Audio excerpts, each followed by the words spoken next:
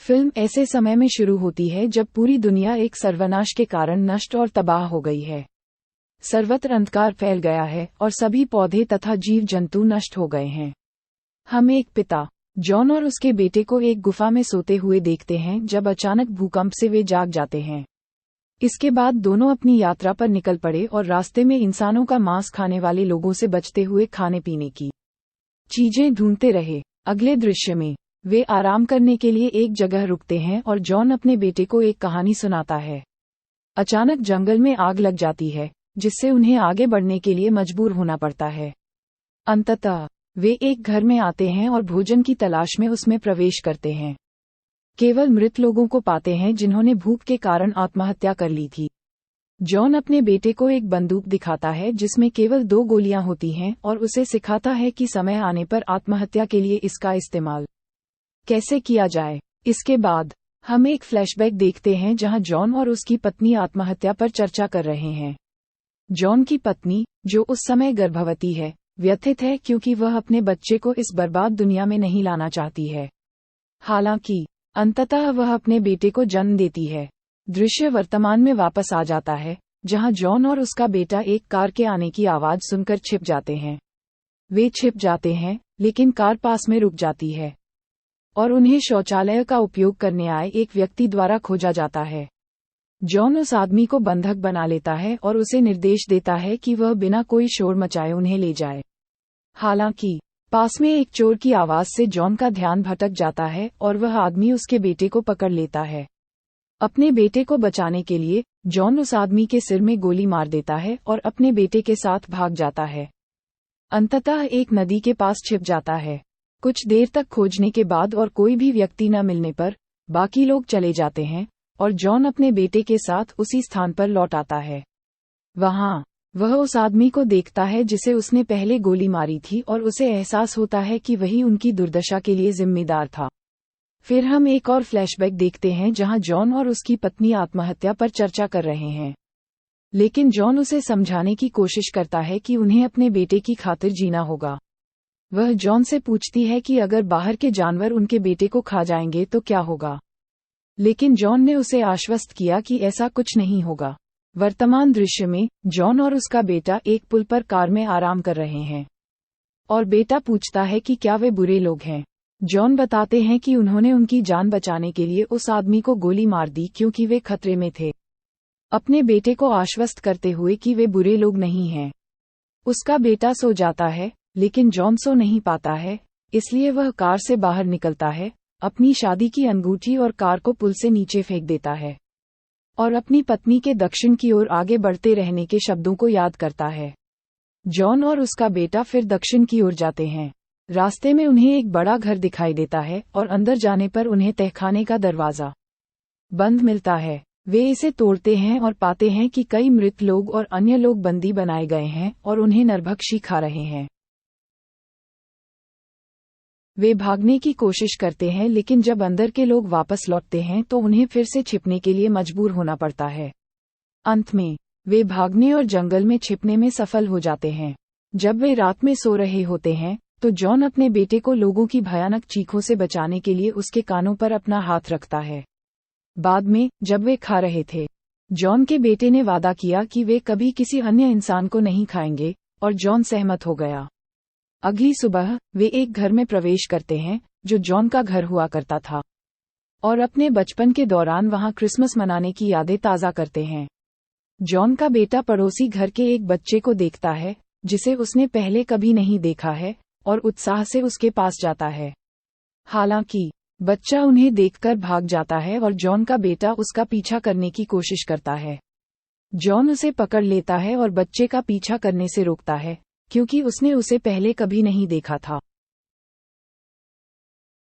तो वह सोचता है कि वह वहां है या उसका बेटा वहां है, जिसके बाद वे अपनी अगली यात्रा पर आगे बढ़ते हैं और एक घर में प्रवेश करते हैं।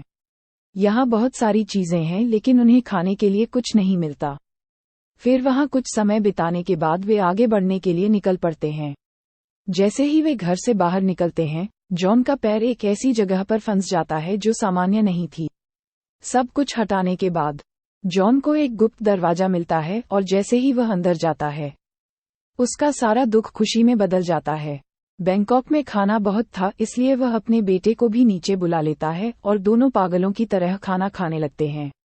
अपने बेटे को खाना खिलाने के बाद उन्होंने वहीं रहने का फैसला किया। एक दिन उन्हें बैंकॉक के ऊपर कुछ हलचल सुनाई देती है, जैसे कोई छत पर घूम रहा हो, और जॉन समझ जाता है कि वहां रहना सुरक्षित नहीं है। समय की जांच करने पर वे भरपूर भोजन के साथ निकल जाते हैं और जैसे ही वे थोड़ा आगे बढ़ते हैं, उनका सामना एक बुरे आदमी से होता है जो ठीक से नहीं देख सकता है, लेकिन उनकी उपस्थिति को पहचानता है और सोचता है कि वे चोर हैं। इसलिए जॉन बूढ़े आदमी को कुछ खाना देता है और अपने बेटे के आग्रह पर कुछ समय के लिए उस आदमी के साथ रहने के लिए सहमत हो जाता है, क्योंकि उसका बेटा बूढ़े आदमी में अपने दादा को देखता है। जब वे शाम को एक साथ खाना खाते हैं, तो बूढ़ा व्यक्ति अपना परिचय इलाही के रूप में देता है और उनके बीच कई बातचीत होती है। अगली सुबह इलाही अपनी अगली यात्रा के लिए निकल जाता है, जिससे उन दोनों को बुरा लगता है, लेकिन उनके पास कोई अन्य विकल्प नहीं होता है। इसके बाद वे आगे बढ़ते हैं और रात बिताने के लिए एक अच्छी जगह ढूंढते हैं। पास में ही वे लड़कियों की मदद से अपना खाना छिपाते हैं। तभी जॉन को ध्यान आता है कि वे नरभक्षियों के इलाके में घुस आए हैं और इंसानों का मांस खाने वाले लोग उन्हें बचाने के लिए उनका पीछा कर रहे हैं। जॉन कुछ नहीं कर सकता, इसलिए उन दोनों को मार दिया जाता है, जिससे पिता और पुत्र दोनों की आत्माएं उदास हो जाती हैं। अचानक एक भूकंप आता है, जिससे चारों ओर पेड़ गिर जाते हैं और जॉन जल्दी से अपने बेटे के साथ एक टूटे हुए पेड़ में छिप जाता है। फिर वे एक चर्च में रात बिताते हैं। सुबह में जॉन अपने बेटे को खांसी के साथ खून बहता हुआ देखता है और उसे एहसास होता है कि वह जल्द ही मरने वाला है। फिर वे अपने बेटे को लेकर समुद्र के पास पहुंचते हैं, जहां उन्हें समुद्र में एक टूटा हुआ जहाज दिखाई देता है। अपने बेटे को सामान का प्रभारी छोड़कर जॉन जहाज की जांच करने के लिए निकल जाता है और उसके बेटे की आंख घायल हो जाती है। तभी अचानक एक आदमी चाकू लेकर वहां आता है और उनका सारा सामान चुराकर भाग जाता है। जॉन को जहाज से एक ध्वज बैज मिलता है, लेकिन जब वह वापस लौटता है तो उनका सारा सामान गायब हो चुका होता है।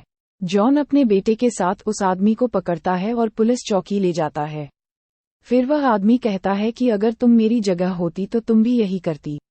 मैं भूखा था, इसलिए मैंने तुम्हारा सामान चुरा लिया, लेकिन मैंने आपके बच्चे को कोई नुकसान नहीं पहुंचाया।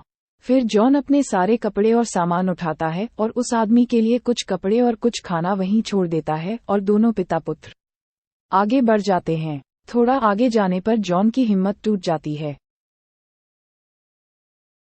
वह काफी कमजोर और घायल था और एक गंभीर बीमारी से भी पीड़ित था, जो धीरे धीरे उसकी जान ले रही थी। वह वहीं उसी जगह लेट गया। वह अपनी पत्नी के साथ खुद को देख रहा था। उनके बेटे को यकीन था कि उसके पिता फिर उठेंगे और उसके साथ चलेंगे, लेकिन जॉन अब पूरी तरह से टूट चुका था। वह अपने बेटे की बातों को समझता है कि उसे दक्षिण जाने और अच्छे लोगों को खोजने की जरूरत है। फिर वह उसे सांत्वना देता है और उसका बेटा वहीं सो जाता है। जब वह उठा तो उसके माता पिता उसे पहले ही छोड़ चुके थे और वह इस बात से काफी दुखी था। तभी वह अपने बेटे को किनारे के पास बंदूक के साथ देखता है और वह अपनी बंदूक उस आदमी पर तान देता है, लेकिन वह आदमी उसे नुकसान नहीं पहुंचाना चाहता और उसके पिता के बारे में पूछता है और बच्चे को उसके साथ जाने के लिए कहता है, लेकिन बच्चे को उस पर भरोसा नहीं है। इसलिए वह पूछता है कि मैं कैसे मान लूं कि तुम एक अच्छे इंसान हो। तब वह आदमी कहता है कि तुम झूठ नहीं बोल सकते, तुम्हें मेरे बारे में जानना होगा, तुम्हारे पास कोई विकल्प नहीं है। और उसे अपने 2 बच्चों और पत्नी के बारे में बताता है और उसे आश्वासन देता है कि वे मानव मांस नहीं खाते हैं। फिर बच्चा अपने परिवार से मिलने जाता है, जहां उसकी पत्नी बच्चे को देखकर काफी खुश होती है और उसे बताती है कि वो लोग कई दिनों से उनका पीछा कर रहे हैं। उन्हें देखकर बच्चे को यकीन हो जाता है कि वे अच्छे लोग हैं और उनके साथ रहने का फैसला करता है। ये दृश्य दिखाते हुए फिल्म खत्म हो जाती है।